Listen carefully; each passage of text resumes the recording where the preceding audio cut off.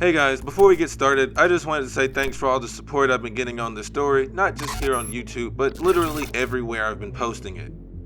Please like and subscribe if you haven't, and if you haven't seen the previous parts, they're all on the channel and the playlist is in the description.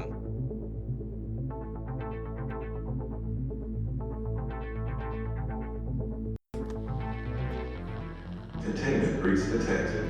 Ro kicked the strange visor to the other end of the room as far from him as possible. He then rolled his neck, letting out a sigh of relief.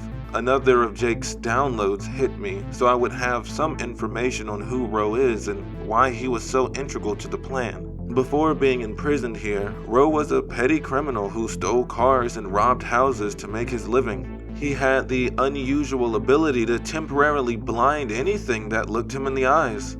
The ability had the unfortunate side effect of causing the individual blinded to experience constant nightmares for years after the encounter. Nightmare? Nah, this is hell. Ro exclaimed, turning his attention back to the situation at hand. Now let's focus on getting out of here alive. Containment breach detected. I know that you don't remember the plan, but I got a good grasp on the situation. It's a good thing you brought that thing here, but we gotta go now. Stay right behind me. We're running. The battle between New and the guards outside continued as Ro peeked out of the door to see what was going on. He motioned with a hand gesture for me to come up behind him. He waited for a little while, watching the battle unfold. I could tell he was getting ready to run by his tensing posture. I let out a calming breath as I prepared for the signal to run. Go now! New suddenly screamed, which startled both of us. Ro and I took off running, not so much as looking back at the massive battle going on behind us. Suddenly, the alarms blared with code blue, indicating that they were now hunting for us as well. We turned the corner and ran down another corridor. Omega 116 rabbits were there to greet us. They were too close to outrun and too many to fight. I readied myself to run when Ro suddenly clapped to get the attention of all the rabbits at once. As soon as they turned their attention to him, they started shaking their heads and rubbing their eyes. He blinded the entire colony all at the same time. He then turned to me with a finger over his lips, signaling me to be quiet. He quietly started down the hall, around the blinded rabbits. I quieted my breathing and attempted to do the same maneuvers as Ro. He quickly walked past the rabbits and turned the corner. Ro let out a long breath, indicated that he was just as frightened as I was in that encounter. I don't know how you made it this far with those things. He said, barely above a whisper. This way. I cautiously followed Ro down another hall. Once we got to the intersection, we cautiously peered around the corner. Ro ended up saying a few choice words when he saw a massive hole where it looked like an explosion collapsed the floor, cutting off our escape route. We looked down the hole and saw several open cells in the level below, where the detonation originated. We hoped this meant that whatever was inside those cells was dead, but we didn't have high hopes that things would go our way. We knew that going down was going to be the only way forward. If we went back, we would eventually run into the rabbits or get caught in the crossfire between New and the security. We planned out our descent, which was further down than I thought it would be. Up until that point, I thought we were in a facility with multiple floors above ground. However, the rock between the floors and the reinforcement indicated that we were underground. The feeling of being stuck down here became even more frightening. Once we got Jake, we would have to fight our way all the way up, out past these horrifying monstrosities, and the guards that would obviously be waiting at every available checkpoint. While I was climbing down further into the abyss to face even more unknown perils, I lost my footing and slipped.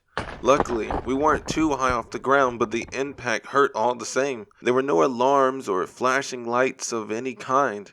It was just an eerie silence. The air felt cold and strangely unmoving. We didn't notice then, but we just put ourselves into the hunting ground of another escaped creature. The stillness that should have unnerved us was the red flag that should have made us second guess our choice. We regrouped as I embarrassingly got myself off the ground. Ro silently led us down the hall to where we should have reached another stairwell. However, there was nothing there. No door, signs, lights, nothing. It was odd, but for some reason we just shrugged it off and started walking in a different direction. The longer we were there, the less cautious we became. We didn't check corners for guards or escaped monsters. We didn't talk, or rather, we couldn't. Our voices were muted. Anytime we tried to speak, all that came from us was muffled beyond comprehension. Even in our subdued senses, this did not alert us to something being wrong. We carelessly wandered about, forgetting the reason we even came down to that floor. We carelessly tripped over nothing, bumped into walls that weren't there, ran into people invisible to our senses. Yet none of it seemed strange at the time. All of our initiative to escape suddenly left and our survival instincts were rewired. I don't know how long we wandered, minutes, hours, who knows. All I know is, had it not been for Jake, we would have stayed there forever, wandering dark corridors without a care in the world. Kenny, you have to get out of there now. Jake screamed in my head. Suddenly, as if being thrown from a dream, I came back to reality. The hallways that seemed empty shifted silently and blurred like a bad acid trip. Something was holding onto me, twisting my perceptions, tricking my senses. Slowly, the world around me collapsed, and my mind returned along with a massive headache. This level was not clear or quiet. It was the opposite, in fact. Bodies lined the ground, gore caked the walls. Guards, scientists, and even laughing rabbits aimlessly wandered around, oblivious to one another. Alarms blared. Containment breach detected. Code black. Which I didn't know what it meant at the time, but it didn't sound good. Jake didn't give me a download on whatever the entity that was doing this was.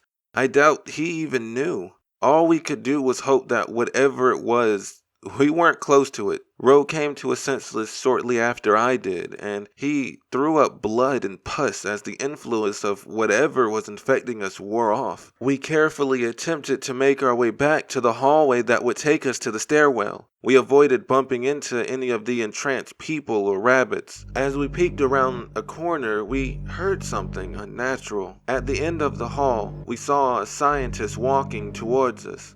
His head was cocked backwards and his mouth stretched open and possibly wide by what looked like a perverted attempt to make dentures. Hundreds of teeth jutted from his mouth. Acid dripped from his teeth, burning his flesh and eating through his clothing. A laughing rabbit wandered by us and completely oblivious to our presence. It walked towards the approaching scientist, and once it was within his range, his already grossly disproportionate mouth opened even wider. Rows upon rows of teeth and metal came down on the laughing rabbit in a horrible display I don't care to talk about. Don't look at that thing. Jake suddenly dug into my mind. You'll fall under its hypnosis. I looked over to Ro, who once again started throwing up blood and bile. He turned away from the hall to collect himself, and I did the same. That thing was Alpha 222. Better known as the Maw. It was some sort of sick joke, a set of dentures that would seek out the nearest living thing and force itself into the mouth of its victim. Once there, it takes control of the creature and seeks to add to its collections of teeth and jaws until it became the abomination we just saw. The Maw produces an acidic substance that will eventually eat away the host body, forcing Alpha 222 to find a new host. Alpha 222 was the creature that kept entrancing us. The only reason we were not consumed by it was luck. We just happened to not run into him while we were wandering around. Ro tapped on my shoulder and pointed down another hall. We ran until we came to another blast door which separated us from our escape. I contacted Jake, and surely enough the door opened. Jake was certain to close it behind us. That took you guys way too long. Jake said in our heads. They're here. We have to hurry. Ro led me to the stairs where the door was surprisingly ripped from its reinforced hinges and blood trailed up. We entered quietly and went down. We couldn't help whatever that was, Ro stated. Do you know where we are? Wait, who's here? I asked. The MTF Silk Moss. Jake responds. The what? Look, they're the ones that put us in here, and the only ones crazy and skilled enough to lock this place down. Two of them in particular we need to worry about. Delta 007 and Armorcron 664. Jake said. They have inmate designations? I asked, even more confused. They used to be inmates too. However, they have powers that the organization thought were useful. In return for some of their freedoms, they hunt down people like us. They're known as Thamiel. That just means they work for the people that are imprisoning us.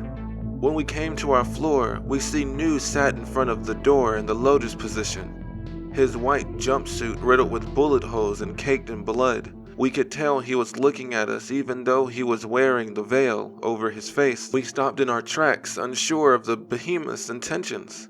He stood up, revealing the massive injuries all over his body. However, he didn't seem to bleed. Instead, ash fell from his gaping wounds as if he was full of fire. Fear not, for beyond this door our Lord lays out our destinies. Many trials still He await. stated as he turned to face the door. The Almighty Kashem has guided me to you yet again. So, are you on our side or what? Ro asked. Side? I only follow Kenshin. I'm on no one's side. Philip. Wait, how do you know my name?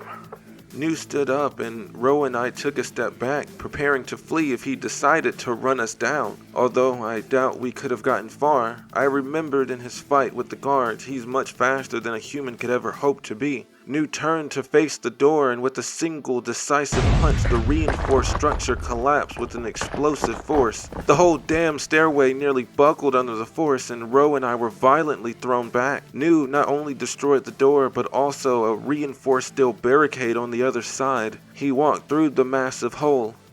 I stood up and walked towards the door as well. Ro brushed himself off and without saying a word he followed behind me. We knew we didn't have a choice in the matter. If we wanted to escape this place, we needed Jake, and this was the only way we were going to get him.